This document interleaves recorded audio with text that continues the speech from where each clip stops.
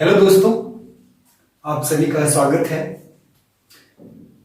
हम आज के वीडियो में करेक्ट ट्रांसलेशन इनटू इंग्लिश के सीरीज को आगे बढ़ाते हुए आज हम वॉइस पढ़ेंगे। इससे पहले भी एक वीडियो वॉइस पर है जिसमें हम सिंपल प्रेजेंट टेंस में अगर एक्टिव वॉइस रहेगा तो उसको पैसिव में कैसे बनाएंगे उसके बारे में और वॉइस के कॉन्सेप्ट के बारे में पढ़ा है। बट आज की वीडियो में मैं प्रेजेंट, पास्ट और फ्यूचर तीनों का मतलब सिंपल प्रेजेंट, सिंपल पास्ट और सिंपल फ्यूचर का अगर टेंस हो तो अगर एक्टिव वॉइस में है तो उसको हम पैसिव वॉइस में कैसे बनाएंगे इस बारे में पढ़ेंगे। थोड़ा सा रिवाइज कर लेते हैं, ये एक्टिव और पैसिव वॉइस क्या है। देखिए, सेंटेंस में कई बार हम सेंटेंस में सब्जेक्ट की प्रधानता को शो करना चाहते हैं। मतलब हमारे लिए इंपॉर्टेंट होता है सब्जेक्ट, मतलब जो भी एक्शन वर्ड है उस एक्शन का जो डूअर है, मतलब जो क्रिया है, मतलब जिस वर्ड से किसी काम का होना या करना समझा जाता है उसको क्रिया कहते हैं, मतलब वर्ब कहते हैं, राइट। तो वर्ब का जो करने वाला है अगर हम उसको दिखाना चाहते हैं, वो ज्यादा इंपॉर्टेंट है, अगर हम उसको इंपॉर्टेंस को दिखाते हुए सेंटेंस बनाना चाहते हैं तो हमको एक्टिव वॉइस में रखना पड़ता है। सेंटेंस को एक्टिव वॉइस में रखना पड़ता है मतलब ये कि हम सब्जेक्ट को मेन वर्ब से पहले रखते हैं। लेकिन कई बार ऑब्जेक्ट इंपॉर्टेंट होता है, सब्जेक्ट उतना इंपॉर्टेंट नहीं है, या हम इंटेंशनली हम चाहते हैं कि ऑब्जेक्ट इंपॉर्टेंट है ये शो करना चाहते हैं, तो उसके लिए हमको उसी सेंटेंस को पैसिव फॉर्म में लिखना पड़ेगा। पैसिव फॉर्म में लिखने का मतलब है जब सेंटेंस में कर्म की प्रधानता हो, मतलब जिसने किया वो इंपॉर्टेंट है पर उतना नहीं है, बल्कि ये इंपॉर्टेंट ज्यादा है कि एक्शन हुआ किस पे। जब ये बताना हो कि एक्शन जिस पे हुआ वो ज्यादा इंपॉर्टेंट है तो हमको सेंटेंस को पैसिव फॉर्म में लिखना पड़ेगा। पैसिव फॉर्म में जब लिखते हैं तो हम क्या करते हैं, जो सेंटेंस का ऑब्जेक्ट है उसको मेन वर्ब से पहले लिखते हैं। मेन वर्ब से पहले लिखते हैं मतलब सब्जेक्ट के जगह पे लिखते हैं। तो इस तरह से जब ऑब्जेक्ट की प्रधानता दिखाना हो तो पैसिव फॉर्म लिखते हैं, पैसिव वॉइस में लिखते हैं। अगर सब्जेक्ट की प्रधानता दिखाना हो तो एक्टिव फॉर्म में लिखते हैं, मतलब एक्टिव वॉइस में लिखते हैं सेंटेंस। तो हम यही देखेंगे कि आखिर एक्टिव से पैसिव कैसे बनाया जाता है। अगर हमने एक्टिव से पैसिव कैसे बनाया जाता है ये सीख लिया तो पैसिव को वापस एक्टिव कैसे बनाया जाता है डिफॉल्ट किया ही जाएगा। तो आज हम प्रेजेंट, पास्ट और फ्यूचर के तीनों ही टेंसेस के सिंपल कैटेगरी, मतलब सिंपल प्रेजेंट, सिंपल पास्ट और सिंपल फ्यूचर पे डिस्कस करेंगे।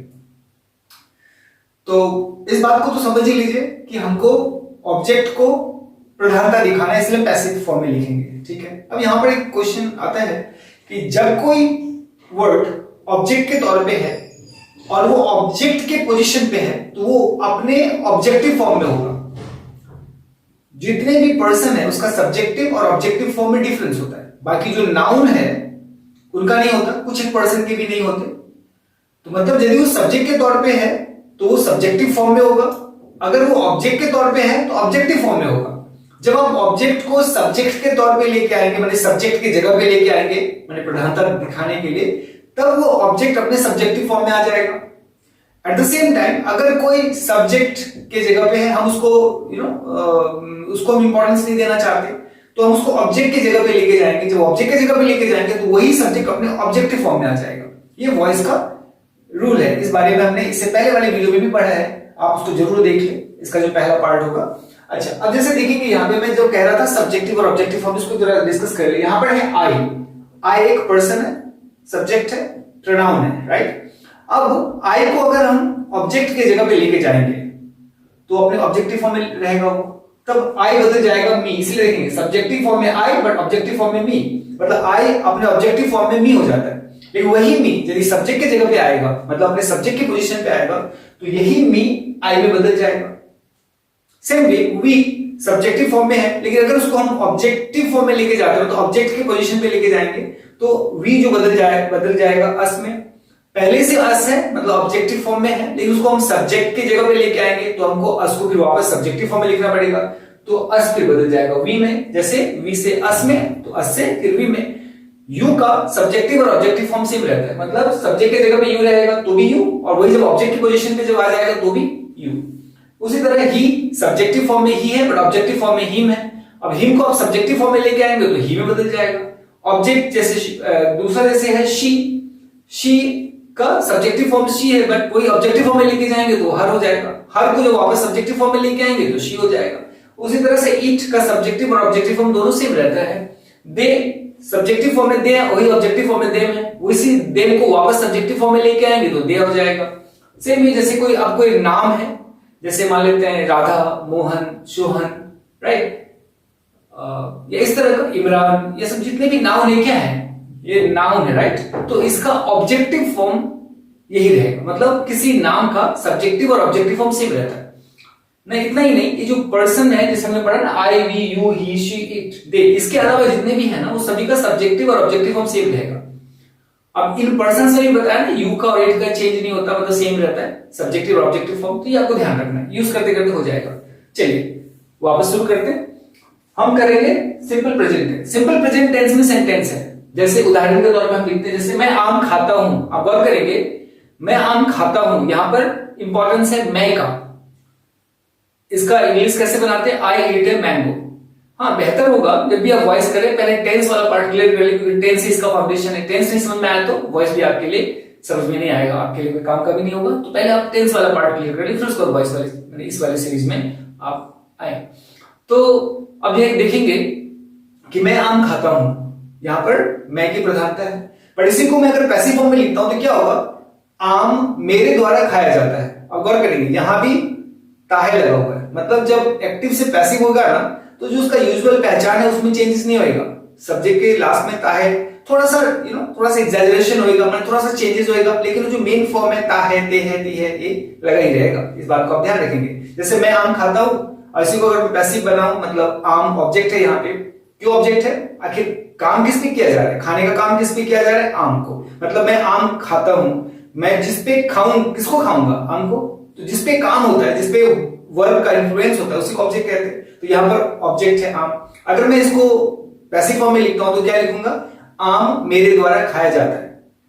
अब गौर करें, आम मेन वर्ब से पहले आया, इसका मतलब आम की प्रधानता है। मैं आम खाता हूं, खाने से पहले मैं आया, इसका मतलब मैं की प्रधानता है। इस तरह से एक्टिव और पैसिव बनाए जाते हैं हिंदी में। बट हम अभी हमारा मेन फोकस है इंग्लिश का, राइट। इंग्लिश में कैसे बनाते हैं उस पर हमारा रहेगा। तो जो भी रेफरेंस रहेगा रूल से रिलेटेड वो सारे इंग्लिश लैंग्वेज से रिलेटेड होगा, मतलब इंग्लिश के लिए होगा। ओके, तो जितने भी हमने टेंस में पढ़े थे वो सारे एक्टिव वॉइस में थे। क्यों थे एक्टिव वॉइस में, क्योंकि सभी में सब्जेक्ट पहले लिखा था। सब्जेक्ट पहले लिखा मतलब सब्जेक्ट की प्रधानता थी। अब हमारा काम क्या होगा कि सब्जेक्ट जिसमें पहले है, मतलब प्रधानता जिसमें सब्जेक्ट की है, उसको बदल के ऐसा करें ताकि ऑब्जेक्ट की प्रधानता दिखाई जाए। तो हम ऑब्जेक्ट को प्रधानता कैसे दिखाएं, ऑब्जेक्ट का इंपॉर्टेंस कैसे दिखाएं, इसके लिए हमको रूल सीखना पड़ेगा। तो सिंपल प्रेजेंट टेंस में क्या करना है, इसका क्या होता है, subject V1 object active form में, क्योंकि सब्जेक्ट है, फिर मेन वर्ब V1, फिर उसके बाद ऑब्जेक्ट। लेकिन अगर आप इसको पैसिव बनाते हैं तो ये जो ऑब्जेक्ट है ना उसको अपने सब्जेक्ट की जगह पे लेके जाना होगा।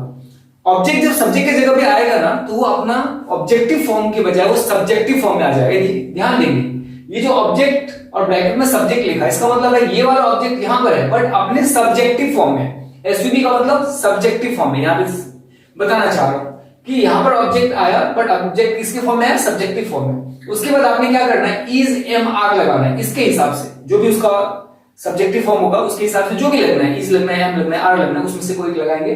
उसके बाद जो यहां वर्ब था ना वो वर्ब का थर्ड फॉर्म होगा, फिर उसके बाद बाय, और उसके बाद ये जो सब्जेक्ट है वापस आप यहां लिखेंगे।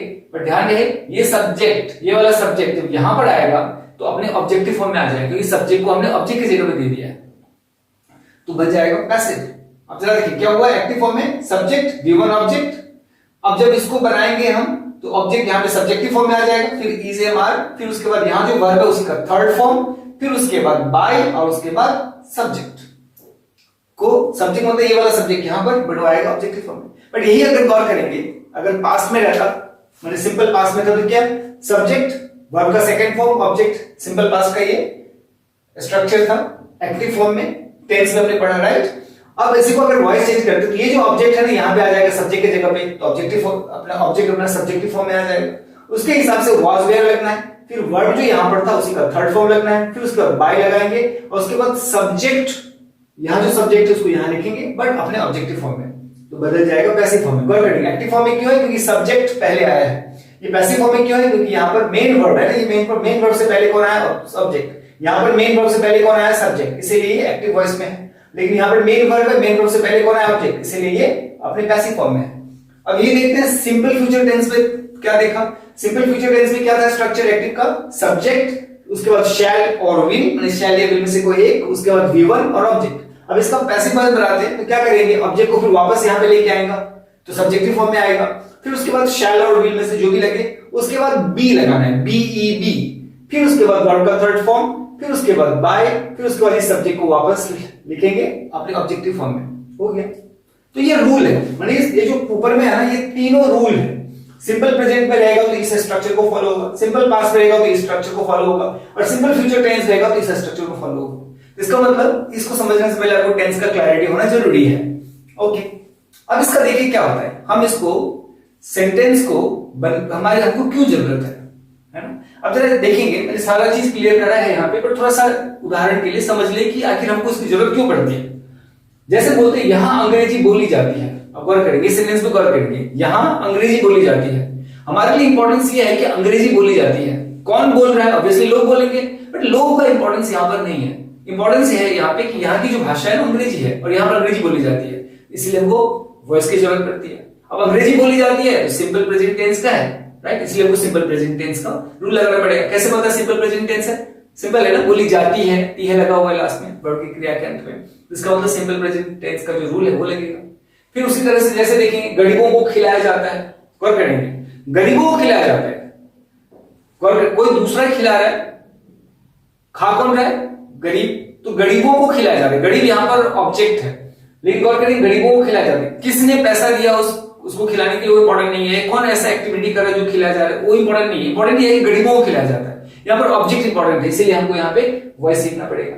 जैसे गेहूं यहाँ उगाया जाता है, ऐसा सेंटेंस यूज करते हैं ना, कौन उगा रहा है इंपॉर्टेंट नहीं है, बट यहाँ पर यह है कि गेहूं को उगाया जाता है या गेहूं उगाया जाता है, तो यहाँ पर हम वॉइस जानना जरूरी है। मतलब इसका अगर ट्रांसलेशन करेंगे तो बिना वॉइस के नहीं होगा।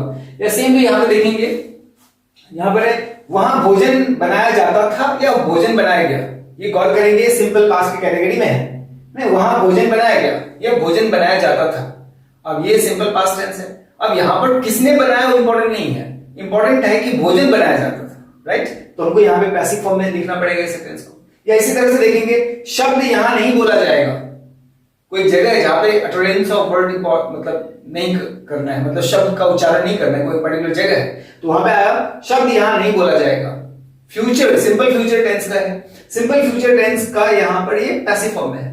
अब गौर करेंगे कौन शब्द बोलेगा ये इंपॉर्टेंट नहीं है, शब्द को नहीं बोला जाना है, मतलब ये नेगेटिव सेंटेंस है, लेकिन इंपॉर्टेंस है शब्द, मतलब शब्द का यूज नहीं किया जाना है, तो शब्द यहां पर क्या है, ऑब्जेक्ट है, तो पैसिव फॉर्म में हमको लिखना पड़ेगा। इस तरह से हमको ट्रांसलेशन पॉइंट ऑफ व्यू से हमको वॉइस को सीखना बहुत जरूरी है। मतलब सब्जेक्ट की प्रधानता है या ऑब्जेक्ट की प्रधानता है, ये हमारे ट्रांसलेशन वक्त बहुत जरूरत पड़ता है, राइट। अगर आपको पता चल गया कि एक्टिव वॉइस है, ये पर्टिकुलर टेंस का है, मतलब सिंपल प्रेजेंट का है तो सिंपल प्रेजेंट का रूल लगा दीजिए, सिंपल पास्ट का है सिंपल पास्ट का रूल लगा दीजिए, सिंपल फ्यूचर है तो सिंपल फ्यूचर का रूल लगा दीजिए, ठीक है। इसीलिए आपको स्ट्रक्चर जाना पड़ेगा। अब उदाहरण के तौर पे देखते हैं, जैसे हमारे पास है आई ईट अ मैंगो, मैं आम खाता हूं, है ना, आई ईट अ मैंगो, लेकिन अगर इसका ऐसे आएगा आम मेरे द्वारा खाया जाता है, तो पहले तय करेंगे कौन सा टेंस है, सिंपल प्रेजेंट टेंस है, ठीक है, आम मेरे द्वारा खाया जाता है, तो आपने क्या करना है, पता करना है ऑब्जेक्ट क्या है। अगर आपके पास दे दिया ये है, इसको चेंज करो, तब तो कोई दिक्कत ही नहीं है, एक्टिव फॉर्म में दिया हुआ सेंटेंस इंग्लिश में, अब उसको वॉइस में बदलना है तो सिंपल है, आपने क्या करना है, सब्जेक्ट को ऑब्जेक्ट की जगह पे लेके चले जाएंगे उसके ऑब्जेक्टिव फॉर्म में, ऑब्जेक्ट को सब्जेक्ट की जगह पे लेके आ जाएंगे, मतलब ऑब्जेक्ट को सब्जेक्ट की फॉर्म में। जैसे देखिए आई ईट अ मैंगो, है ना, तो ये मैंगो यहां पर आ गया, ये जो मैंगो ऑब्जेक्ट है यहां पर सब्जेक्ट की जगह पे आ गया, इज आ गया, ईट का थर्ड फॉर्म है ईटन, ईटन आ गया, फिर बाय आ गया, फिर उसके बाद आई को यहां पे लिखा, मैंने सब्जेक्ट को ऑब्जेक्ट की जगह पे लिखा, उसका ऑब्जेक्टिव फॉर्म में, तो मी आ गया। तो जब ये था आई ईट अ मैंगो तो हिंदी था मैं आम खाता हूं, लेकिन जब आ गया अब मैंगो इज ईटन बाय मी, इसका मतलब आम मेरे द्वारा खाया जाता है। अगर आपके पास डायरेक्टली एक्टिव सेंटेंस है दिया हुआ तो पैसिव बनाना आपके लिए आसान है, नहीं है ट्रांसलेशन करना है तो आपको समझना पड़ेगा कौन सा टेंस है और कौन सा ऑब्जेक्ट है, और उसके बाद इस रूल के हिसाब से हमको बना देना है, सिंपल। अब दूसरा देखते हैं, जैसे वह इंग्लिश बोलती है, मतलब शी स्पीक्स इंग्लिश, यहां पर शी सब्जेक्ट है, इंग्लिश ऑब्जेक्ट है। अब देखो इंग्लिश को यहां पे ऑब्जेक्ट की जगह पे क्या कर दिया, सब्जेक्ट की जगह पे लेके आया, इसका सब्जेक्टिव फॉर्म सेम रहेगा, इंग्लिश का इंग्लिश ही रहेगा। उसके बाद इज एम आर तो इज लगेगा, उसका वर्ब का थर्ड फॉर्म यहाँ पे स्पीक है तो स्पोकन लगेगा, फिर बाय है बाय लगाया, फिर यहाँ पे शी का शी सब्जेक्ट है, इसको ऑब्जेक्ट की जगह पे लेके आए, उसको ऑब्जेक्टिव फॉर्म में लेके आएंगे तो बाय हर्ड। तो ऑटोमेटिकली क्या हो गया, शी स्पीक्स इंग्लिश, मतलब वो इंग्लिश बोलती है, उसी का पैसिव फॉर्म होगा तो क्या हो जाएगा, इंग्लिश इज स्पोकन बाय हर। इसका हिंदी लिखेंगे तो क्या होगा, इंग्लिश उसके द्वारा बोली जाती है। तो मैं दोनों चीज को कवर करने की कोशिश कर रहा हूं कि अगर ट्रांसलेशन आएगा तो क्या करेंगे आप, और अगर आपको एक्टिव फॉर्म में दे दिया तो उसको वॉइस में कैसे बदलेंगे, तो उसके लिए स्ट्रक्चर है, दोनों में स्ट्रक्चर की जरूरत पड़ेगी। स्ट्रक्चर माना रूल, कैसे रिप्रेजेंट करते हैं सेंटेंस को। फिर आगे उसी तरह से देखते हैं, इसी का ना पास्ट टेंस लिखा, आप देखेंगे तीनों में सेम मिलेगा ताकि आपको कंफ्यूजन ना हो। एक क्लियर हो गया तो उसके साथ दूसरा क्लियर आराम से हो जाए। आई एट अ मैंगो, मैंने आम खाया। अब इसी का पैसिव बनाएंगे तो क्या होगा, आम मेरे द्वारा खाया गया, ये होगा ना, आम को प्रधानता देना है तो क्या लिखेंगे, आम मेरे द्वारा खाया गया। अब इसका ट्रांसलेशन करना तो वॉइस की जरूरत पड़ेगी। अब देखिए, आई एट अ मैंगो सेंटेंस है, ये मैंगो ऑब्जेक्ट है, ऑब्जेक्ट को यहाँ पे सब्जेक्ट की जगह पे लिखा, फिर उसके बाद वॉज भी लगेगा, मैंगो सिंगुलर फॉर्म में है तो इसलिए वॉज आ जाएगा, उसको वर्ब का थर्ड फॉर्म इटन आ जाएगा, फिर बाय और उसके बाद आई को जब यहाँ पे लिखेंगे तो उसके ऑब्जेक्टिव फॉर्म में मी। शी स्पोक इंग्लिश, क्या है ये, सिंपल पास्ट है, सब्जेक्ट वर्ब का सेकंड फॉर्म ऑब्जेक्ट। अब इसी का हिंदी क्या होगा, शी स्पोक इंग्लिश, वह इंग्लिश बोली या वह इंग्लिश बोलती थी, दोनों ही पॉसिबिलिटीज है। टेंस को अगर क्लियर नहीं है तो जरूर टेंस वाला पार्ट पढ़ ले, उसमें सारी चीजों का डिस्कशन किया गया। अब जैसे इसका ऑब्जेक्ट बनाएंगे, इसका वर्ब बनाएंगे तो क्या होगा, ये इंग्लिश है ना ऑब्जेक्ट, ऑब्जेक्ट को आपको सब्जेक्ट की जगह पे लाना पड़ेगा। इंग्लिश इंग्लिश ये हमने अभी थोड़ी देर पहले सिंपल प्रेजेंट टेंस ही पढ़ा, तो इंग्लिश को इंग्लिश रखेंगे, उसके साथ चूंकि पास्ट टेंस है तो वॉज लगाना पड़ेगा क्योंकि इंग्लिश सिंगुलर फॉर्म में है। उसके बाद वर्ब का ये जो है वर्ब है ना, स्पीक स्पोक में आ गया सेकंड फॉर्म, पर उसको क्या लगाना है, थर्ड फॉर्म में, तो थर्ड फॉर्म में लगा दिया, स्पीक स्पोक स्पोकन। फिर उसके बाद बाय लगाना है और उसके बाद शी को उसके ऑब्जेक्ट की जगह पे लिखेंगे तो ऑब्जेक्टिव फॉर्म में लिखेंगे तो क्या होगा, इंग्लिश वाज स्पोकन बाय हर, मतलब इंग्लिश उसके द्वारा बोली गई या इंग्लिश उसके द्वारा बोली जाती थी। डिपेंड करता है कैसे आप सेंटेंस को लेते हैं।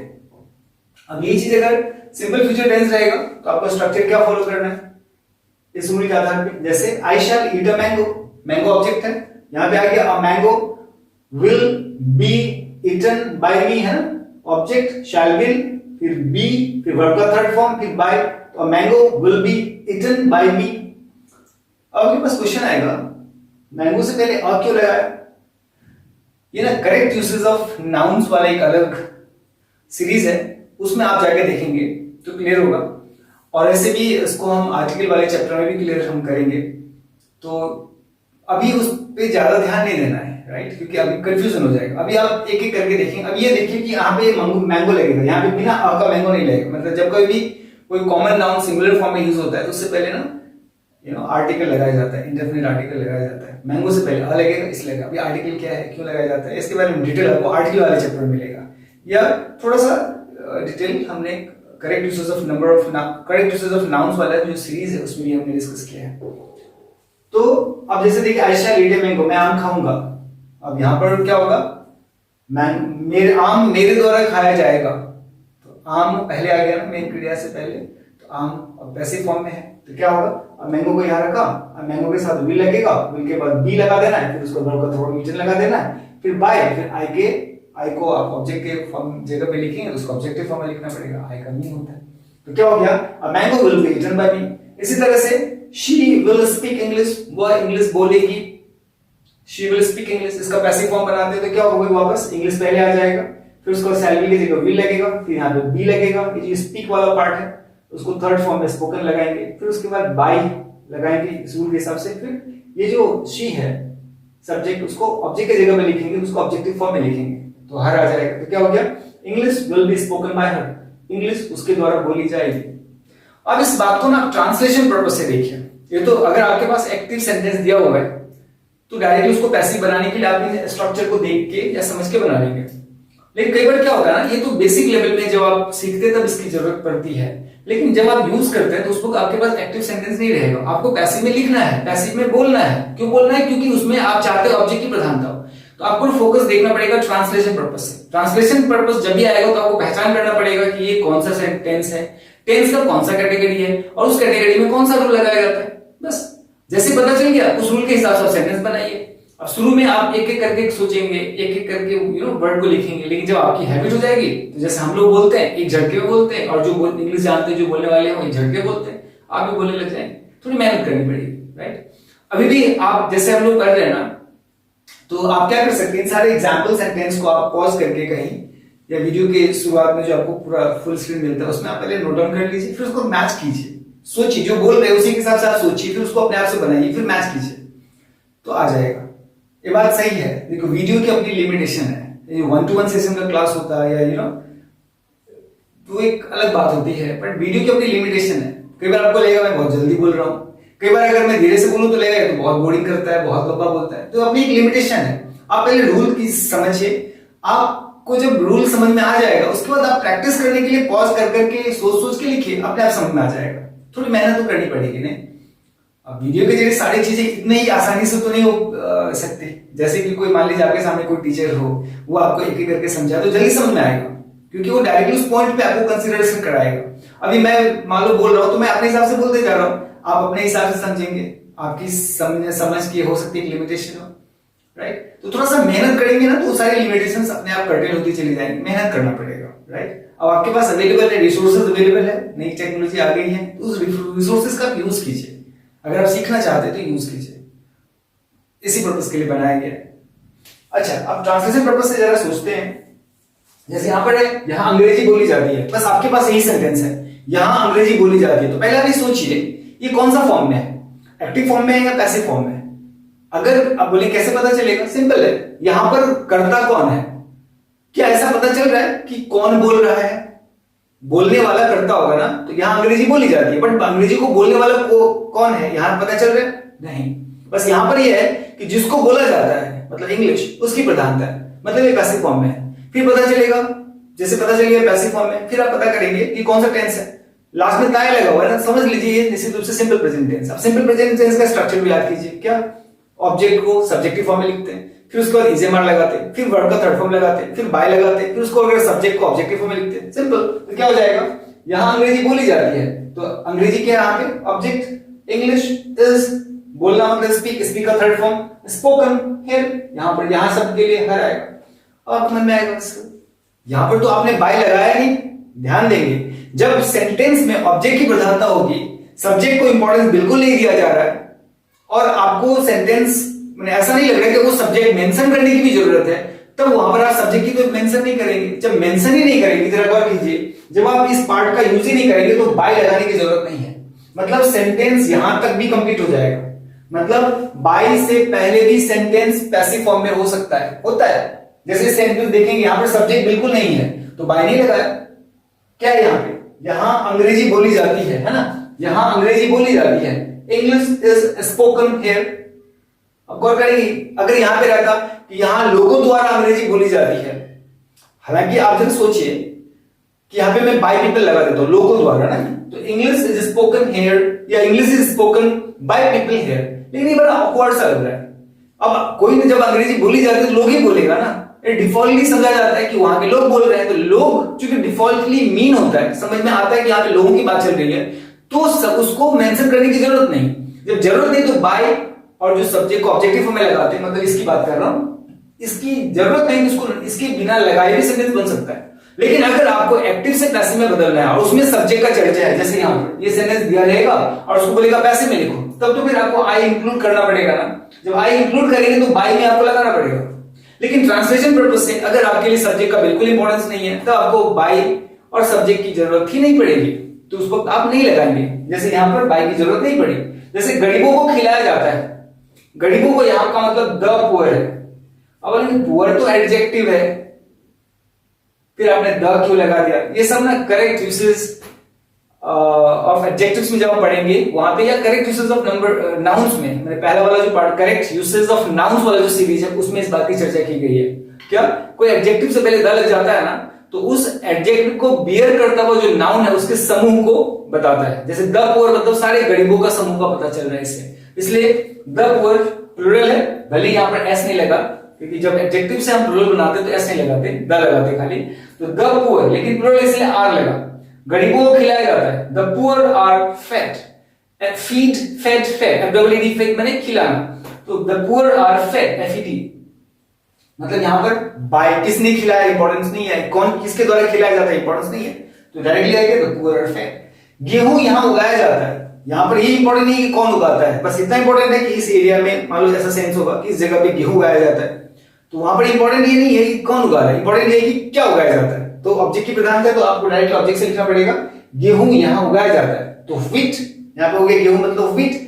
इसे स्ट्रक्चर के हिसाब से wheat is grown, grow grew grown, third form है, ग्रो का थर्ड फॉर्म ग्रोन, तो व्हीट इज ग्रोन। अब यहां पर यहां वर्ड लगा हुआ है तो हेयर लगा देंगे, सिंपल है ना, तो व्हीट इज ग्रोन हियर। अब है वहां भोजन बनाया जाता है, भोजन बनाया जाता है, ऑब्जेक्ट क्या है, कौन बना रहा है इंपॉर्टेंट नहीं है, भोजन को बनाया जाता है, ऑब्जेक्ट यहां पर भोजन है, तो भोजन इंपॉर्टेंट है इस सेंटेंस में। तो आपको ट्रांसलेशन में आपको भोजन मतलब फूड प्रायोरिटी में है तो फूड को पहले लिखना पड़ेगा, तो क्या हो जाएगा, फूड इज कुक्ड, पकाया जाना, भोजन को तो पकाया जाएगा, बनाया जाना मतलब पकाया जाना, तो कुक वर्ड है इसके लिए, कुक का third form cooked, cook cooked cooked, तो क्या हो जाएगा, द फूड इज कुक्ड, वहां वर्ड आया है ना, वहां भोजन बनाया है, तो फूड इज कुक्ड, वहां के लिए there, food is cooked there. या यहां शब्द नहीं बोले जाते हैं, शब्द नहीं बोले जाते, शब्द यहां पे भले शब्द हो लेकिन यहां पे वर्ड्स हो सकता है या वर्ड भी हो सकता है, डिपेंड करता है। अगर मैं वर्ड्स यूज करता हूं तो मैं आर लगाऊंगा, वर्ड यूज करता हूं तो इज लगाऊंगा, आप अपने हिसाब से लगा सकते हैं, दोनों से यहां पे सेंस क्लियर हो रहा है। जैसे यहां शब्द नहीं बोले जाते हैं तो क्या होगा, शब्द नहीं बोले जाते, words are not spoken here, words are not spoken here. अब बोलेंगे अब तक तो अफर्मेटिव सेंटेंस था, मतलब पॉजिटिव सेंटेंस था, ये नॉट नेगेटिव क्यों हो गया, जानबूझ के दिया ताकि बता सकूं कि नॉट कहां लगाया जाता है। सिंपल, जब कभी नॉट लगाएंगे ना हेल्पिंग वर्ब के बाद लगेगा, helping verb is am are, past में इस केस में was where, इस केस में हेल्पिंग वर्ब was where, इस केस में shall will। आपको नॉट लगाना है फ्यूचर इन सिंपल फ्यूचर में तो shall will के बाद नॉट लगाएंगे, सिंपल पास्ट है तो was where के बाद नॉट लगाएंगे, सिंपल प्रेजेंट है तो is am are के बाद नॉट लगाएंगे। तो इसी तरह से यहां शब्द नहीं बोले जाते, words are not spoken here।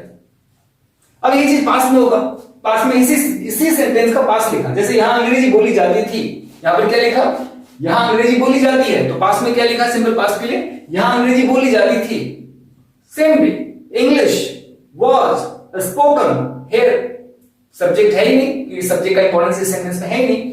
गरीबों को खिलाया गया, द पुअर है ना, द पुअर वर फेड, गेहूं यहां उगाया जाता था, व्हीट वाज ग्रोन हियर।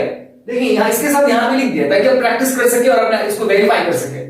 वहां भोजन बनाया जाता था या वहां भोजन बनाया गया, फूड वाज कुक्ड देयर। यहां शब्द नहीं बोले जाते थे या यहां शब्द नहीं बोले गए, तो words were not spoken here, words were not spoken here या देयर, जो भी है सर यहां पर क्या है, यहां पे हियर लगेगा। अब यही चीज फ्यूचर में आ जाइए, सिंपल फ्यूचर में क्या होगा, यहां अंग्रेजी बोली जाएगी, English English will be spoken here है ना, यहां पे English will be spoken here, structure पे देखिए, English will be spoken here.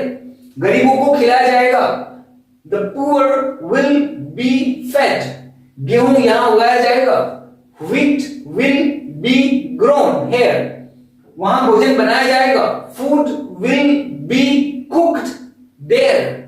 शब्द यहां नहीं बोला जाएगा या बोली जाएगी, words will not be spoken here. Simple है ना, आपको वॉइस का मीनिंग समझना है, पता करना है कौन सा टेंस का है, स्ट्रक्चर को समझना है, प्लेस कर देना है, बस यही है। बस थोड़ा सा प्रैक्टिस करने की जरूरत है। प्रैक्टिस के लिए आप क्या कर सकते हैं, जितने भी सेंटेंस लिखे ना आप इसको या तो इंग्लिश वाला पार्ट लिख लीजिए या हिंदी वाला पार्ट लिख लीजिए, और एक बार सुन लेने के बाद, समझ लेने के बाद आप उसको वापस अपना सेंटेंस पे लिखिए, या जब मैं बोल रहा हूं तब लिखिए और वेरीफाई कीजिए कि क्या मैच कर रहा है। ऐसा एक दो बार करेंगे ना बहुत इजीली हो जाएगा। तो गौर करेंगे, आज वाले वीडियो में हमने क्या देखा, सिंपल प्रेजेंट, सिंपल पास्ट और सिंपल फ्यूचर का पैसिव फॉर्म में कैसे बनाया जाता है, ट्रांसलेशन के लिए क्यों जरूरत है, हमारे प्रैक्टिकल लैंग्वेज में हम इसका यूज कैसे करते हैं, इन सब के बारे में हमने देखा। थोड़ा सा प्रैक्टिस कीजिए, आपको बिल्कुल लर्न हो जाएगी। बाकी कोई दिक्कत हो तो कमेंट सेक्शन में लिखिए, उसके हिसाब से हम वीडियो बना के वापस करेंगे, या इंडिविजुअल अगर जवाब देना हो तो इंडिविजुअल जवाब भी देंगे।